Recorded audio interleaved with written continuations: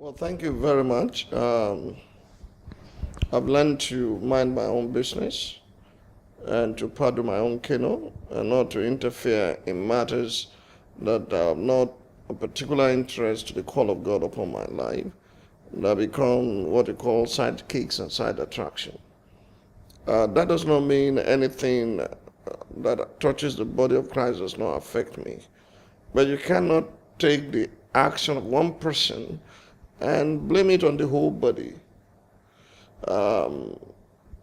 Whoever owns a jet and those who are involved, you know them by names, but don't say the body of Christ is responsible. You can even say the church of the person is not even involved, because everyone will give account of himself to God. As an individual, if you misrepresent yourself, you cannot bring reproach to God. He is lifted far above every reproach. His name is lifted far above, and you can only disgrace yourself and people will know who you are. So don't take the action of one person as defiling the entire body. Yes, the body principle says if one part is sick, the whole part is sick. I do know that. But nitty-gritty, when the rubber hits the road, the reason everybody has a name is so that they know who has done good and who has committed a crime. For example, you can't, if they find them guilty and they say jail is coming, you can't send the body of Christ to jail. Is that individual? So let's distinguish what one person has done and how that can affect the entire body, called the Christian body in Nigeria. Even CAN does not cover all of the Christians in Nigeria, because not everybody belongs to CAN. In law, you might think so, but it's free association. Do you understand me? There's freedom of association. You can choose to be part of CAN and you can choose not to be part of CAN, and nobody will force you. Also, let us not make sweeping statements. The federal government has not denied that they knew about the money. It's a shame that in the age where with the push of a button you can transfer money abroad, we are carrying our own affairs like those who are carrying sleaze money about and money laundering about. But if they have reasons for what they did, then the question must be put directly to them so that they can address the nation on why this had to be. The man of God who is involved, or whose jet was involved, had said that he leased his jet to that company, and he didn't know how and who and what was behind the money. If that is true, let us not judge him harshly for what he knew nothing about. But if it's untrue, you can't do anything against the truth, but for the truth has a way of coming out. Love believes everything. If that's what he had said to me personally and to others, we should give him a chance to see whether there's vicarious liability.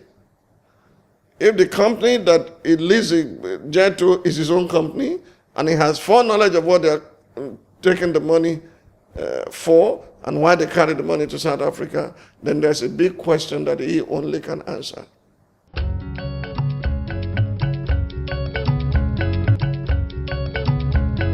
Long before this jet issue, some of us had even owned bigger aircrafts, had been part of a business deal that owned a cargo business, and the name of the Boeing 707 was christened the latter rain, but we used it for business. Now, I know the cost of aviation, fuel, for example, and the cost of parking. So this jet thing is either your jet is a tool, like if Dangote buys a jet and is using it for business, it has a lot of places to go, and his jet can be factored into his business as a tool. Or if you have made stupid money from stupid places and sleaze money from government and you become corrupt and perverse, it can be a toy. It's no longer a tool. It's a status symbol. Or if you're a man of God and you're not careful, you don't even know how to run aviation business properly, and Either they gave it to you or you took what you cannot handle. It becomes a trap. So it's either a tool, a toy, or a trap. Having said all that, I would never ask for resignation if the matter has not been properly judged. Reason is simple. An accused person remains innocent until the contrary is proved. I'm a trained lawyer. Now, yes, in some crime, in the Western world, especially when anything embarrassing had come, the first thing they do is resign and show their integrity and incorruptibility to the society they serve. But in this part of the world, it is sit down and die in office and never resign. But for me to join and say resign or no resign, I have to examine the case. I'm a trained lawyer. Do you understand me? I have to hear both sides and hear the other side. And that is not, it can only make a call for resignation. It can't force him to resign. And there's a body that should look into that. And I think, if I have not read everything that Chris Okotie said, but if I will speak for him and speak for the other side without taking sides, it'll be like, he said, let the body of Christ look into this. Let this embarrassment backfire on the whole body. But there must be a body responsible for that, and that will do that, and not an individual calling for resignation.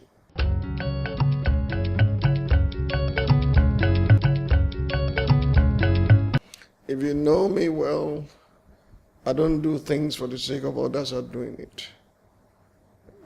In 1993, when we acquired the Boeing 707, it was for business venture and purposes. And you can see 1993 to today.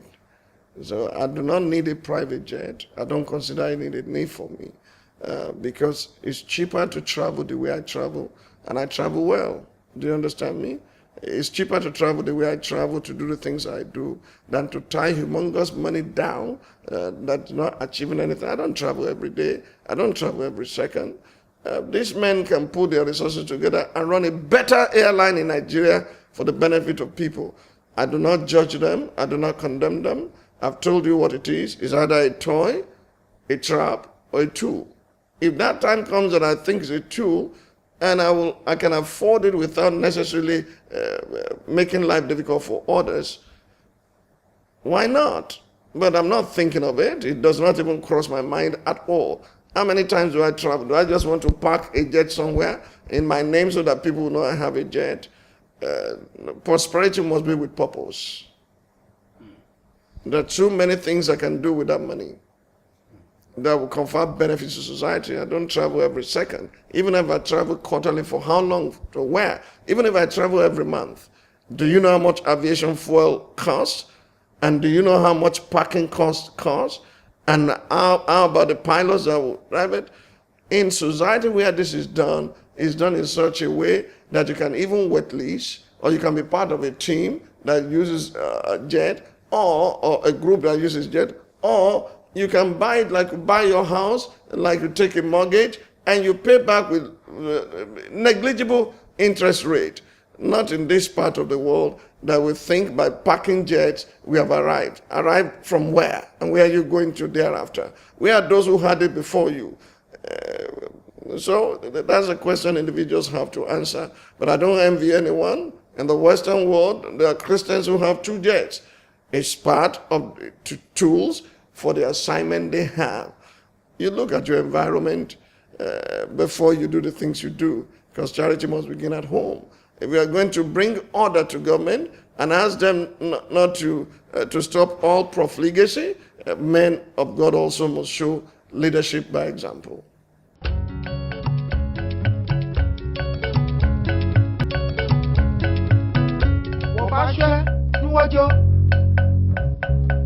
Koniwala